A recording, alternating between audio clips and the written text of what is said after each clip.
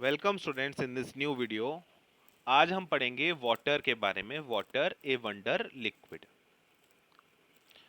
Start करते हैं पढ़ना। हम जानते हैं कि जो वाटर है it occupies a very large area on earth surface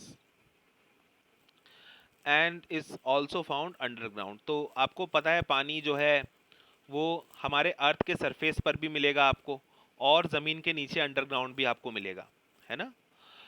कुछ पानी जो है आपको एटमॉस्फेयर में वेपर फॉर्म में भी मिलेगा। तो हमारा जो धरती पर अधिकतर पानी है, most of the water on earth surface is found in seas and oceans and it is सेलाइन। खारा पानी है वो, नमक उसमें बहुत है, उसको हम पी नहीं सकते। तो फ्रेश वाटर आपको कहाँ मिलेगा? It is found frozen in ice caps at the two poles, north pole and south pole जिसको हम कहते हैं, and on the snow covered mountains. बर्फीली जो पहाड़ियां हैं उनकी चोटियों पर, नॉर्थ पोल और साउथ पोल, यहां पर सबसे ज्यादा फ्रेश वाटर आपको धरती का मिलता है। The underground water and the water in rivers, lakes and ponds is also fresh. तो जमीन के अंदर जो पानी है नीचे की तरफ, और जो पानी नदियों में, झीलों में और तालाबों में है, वो भी फ्रेश वाटर कहलाता है।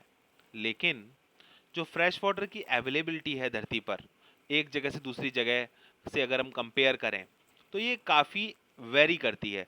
यानी कहीं कहीं तो पानी अवेलेबल है, कहीं कहीं पानी की बहुत कमी है। प्रैक्टिकली देखा जाए तो हर समर में, जो गर्मियों का सीज़न आता है उसमें लोगों को शॉर्टेज झेलनी पड़ती है पानी की, पीने के पानी की शॉर्टेज बहुत ज़्यादा है। ग्रामीण इलाकों में जो वाटर सप्लाई सिस्टम्स हैं वो तो अभी तक लगे ही नहीं हैं। यानी ग्रामीण इलाकों के लोग जो हैं वो पानी के लिए दर दर भटकते हैं। अगर उनके गांव में कुआं है तो ठीक, नहीं तो उनको बहुत दूर दूर से पानी लाना पड़ता है, और अपने जीवन का जो अधिकतर समय वो खराब करते हैं, वेस्ट करते हैं पानी लेकर के आने के लिए बहुत दूर दूर से। तो पानी इतना ज़रूरी क्यों है? अब क्वेश्चन यही है हमारे साथ। क्या सारे ऑर्गेनिजम्स को पानी चाहिए? तो इसका आंसर ये है कि जितनी भी आपकी सेलुलर प्रोसेसेस होती हैं वो एक्वस मीडियम में होती हैं, यानी वो पानी के प्रेजेंस में होती हैं। जितने भी केमिकल रिएक्शंस हमारी बॉडी में हो रहे हैं हमारे सेल्स के अंदर, उसके लिए जो सब्सटेंसेस हैं जो रिएक्ट कर रहे हैं उनको पानी में घुला हुआ होना ज़रूरी होता है। इसके अलावा जो सब्सटेंसेस हैं उनका जो ट्रांसपोर्ट है एक जगह से दूसरी जगह बॉडी के अंदर, वो भी डिजॉल्व्ड फॉर्म में यानी पानी में घुल करके ही होता है, या पानी में सस्पेंडेड फॉर्म में वो इधर से उधर जाते हैं। और कौन ले जाता है इधर से उधर? आपको पता है, हमारा connective tissue blood. Hence organisms need to maintain the level of water within their bodies in order to stay alive। इसीलिए उनको जिंदा रहने के लिए पानी की जो मात्रा है उसको नियंत्रित करना पड़ता है, उसको मेंटेन करना पड़ता है अपनी बॉडी के अंदर। Terrestrial life forms require fresh water for this because their bodies cannot tolerate or get rid of high amount of dissolved salts in saline water। तो वो लाइफ फॉर्म्स यानी वो जीव जंतु जो मीठे पानी का प्रयोग करते हैं, वो ऐसा मतलब क्यों करते हैं? बिकॉज वो कहाँ रहते हैं? ज़मीन पर रहते हैं, और उनको ये बिल्कुल भी आदत नहीं है कि वो ज़्यादा सॉल्ट्स को अगर बॉडी के अंदर वो चले जाएं तो निकाल पाएं। जैसे कि वो जीव जंतु जो समुद्र में रहते हैं उनके पास एबिलिटी होती है कि वो खारे पानी का प्रयोग करें और खारे पानी में से नमक को बाहर निकाल दें और अपने लिए इस्तेमाल कर लें उस खारे पानी को। लेकिन हम लोग जो टेरेस्ट्रियल हैं, टेरेस्ट्रियल का मतलब जो ज़मीन पर रहते हैं, उनको खारे पानी का इस्तेमाल करना नहीं आता है, तो वो फ्रेश वाटर के ऊपर डिपेंडेंट हैं। 10. Water sources need to be easily accessible for animals and plants to survive on land। इसीलिए एनिमल्स और प्लांट्स दोनों के लिए अगर उनको सरवाइव करना है, धरती पर आराम से रहना है, तो ये मीठा पानी यानी फ्रेश वाटर जो है वो एसेसिबल होना चाहिए, उन तक उसकी पहुंच होनी चाहिए। तो यहाँ पर एक एक्टिविटी बताई हुई है, एक्टिविटी 14.8, जिसको ज़रा समझ लेते हैं। सिलेक्ट ए स्मॉल एरिया से 1 मीटर स्क्वायर, यानी 1 मीटर स्क्वायर का एरिया ले लीजिए, 1 मीटर और ये 1 मीटर, ओके, लेंथ और ब्रेड्थ, नियर ए वाटर बॉडी। तो पास में क्या होगा? पास में होगी वाटर बॉडी, एक बड़ा तालाब होगा उसके आसपास, ठीक है, इस तरह से बोला है उन्होंने। तो या तो रिवर होगी या स्ट्रीम होगी या कोई तालाब होगा।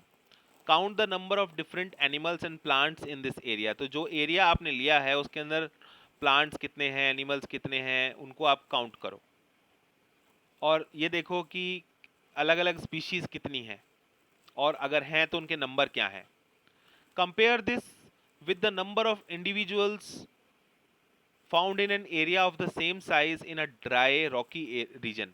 तो अभी आपने पहला आपने सैंपल उठाया है नदी के पास से, दूसरा आप किसी सूखी चट्टान के पास चले जाएं और सूखी चट्टान के ऊपर आप ऐसा एरिया निकालें और उस एरिया में देखें, तो आपको कहाँ पर ज़्यादा वैरायटी और कहाँ पर ज़्यादा डाइवर्सिटी देखने को मिलेगी। Is the variety of plant and animal life the same in both these areas, तो आंसर है नो। कहाँ ज़्यादा मिलेगा आपको, यहाँ ज़्यादा मिलेगा, यानी जहाँ पानी है उसके आसपास, और जहाँ पे सूखा इलाका है वहाँ पर बहुत ज़्यादा पानी की कमी है, वहाँ पर आपको लाइफ जो लिविंग ऑर्गेनिजम्स हैं वो भी कम मिलेंगे। अब इस एक्टिविटी को थोड़ा मॉडिफाई किया गया है। नेक्स्ट एक्टिविटी 14.9, इसमें क्या बताया गया है, select and mark out a small area which is about 1 metre square in some unused land in और नियर योर स्कूल। अपने स्कूल के अंदर या स्कूल के बाहर आप 1 मीटर स्क्वायर का एक एरिया सिलेक्ट कर लीजिए।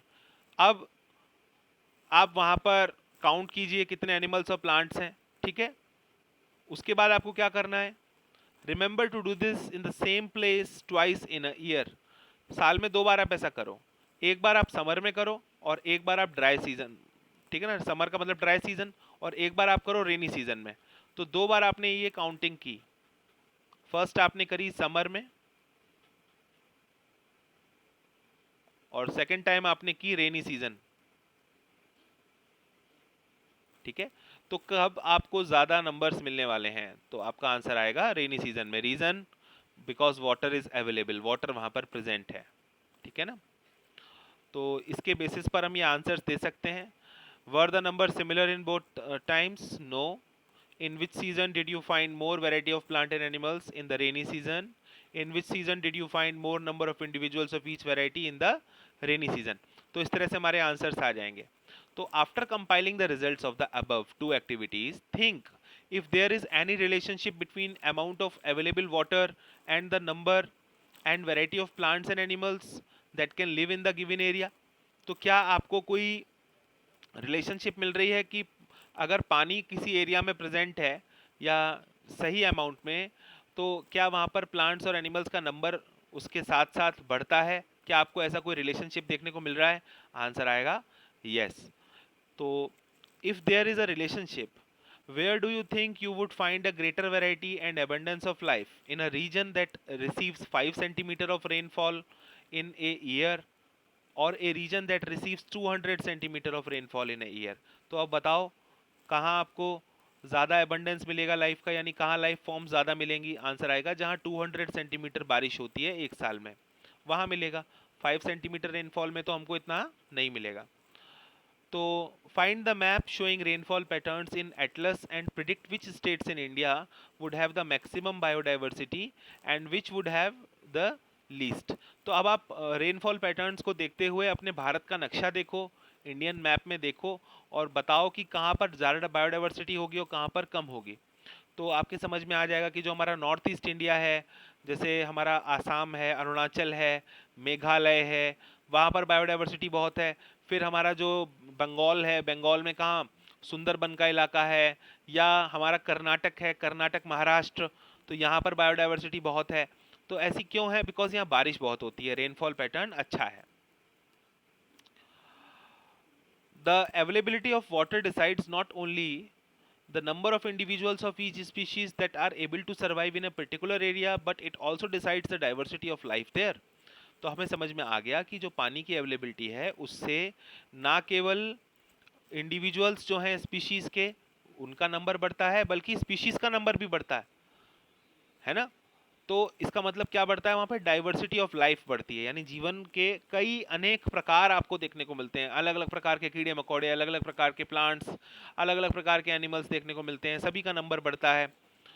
Of course, the availability of water is not only factor that decides the sustainability of life in a region। हाँ, ऐसा नहीं है कि केवल पानी ही है, पानी के अलावा और भी चीज़ें हैं, जैसे टेम्परेचर, वहाँ पर कैसा रहता है, वहाँ की मिट्टी कैसी है, उपजाऊ है या नहीं, फर्टाइल है या नहीं, ये सब बातें। लेकिन पानी को देखा जाए तो वो एक मेजर फैक्टर की तरह काम करता है, मेजर रिसोर्स की तरह काम करता है, और जो इस बात को डिफाइन करता है कि कहीं पर लाइफ होगी या नहीं होगी।